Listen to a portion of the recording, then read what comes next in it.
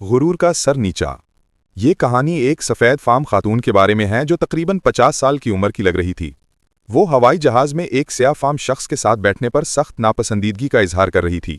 اس نے بے حد پریشان ہو کر فضائی میزبان یعنی ایئر ہوسٹس کو بلایا اور شکایت کرتے ہوئے کہا کہ یہ واضح ہے کہ تم میری موجودہ صورتحال نہیں دیکھ رہی ہو۔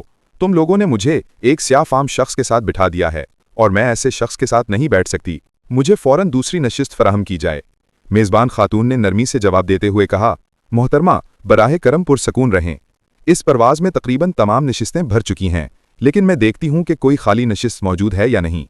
چند منٹوں بعد وہ واپس آئیں اور کہنے لگیں کہ جیسا کہ میں نے کہا تھا، میں پوری اکانومی کلاس میں کوئی خالی نشست نہیں پا سکی۔ میں نے کیپٹن سے بھی بات کی اور بزنس کلاس میں بھی کوئی جگہ خالی نہیں، البتہ فرسٹ کلاس میں ایک نشست خالی ہے۔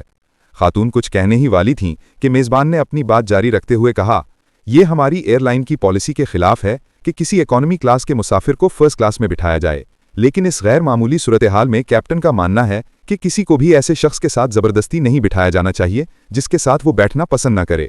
پھر میزبان نے سیاہ فام مسافر کی طرف دیکھا اور کہا، جناب، کیا آپ اپنا ہینڈ بیگ اٹھا کے میرے ساتھ چل سکتے ہیں؟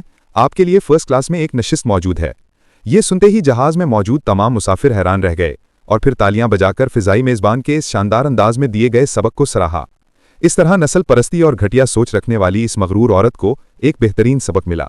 بے شک اللہ کے نزدیک اس کی بنائی ہر تخلیق بہترین ہے، چاہے وہ کسی بھی رنگ، نسل، ذات پات سے کیوں نہ ہو۔ وہ انسان کی نیت دیکھ کر نوازتا ہے، پھر نوازش وہ اپنے کرم کے حساب سے کرتا ہے۔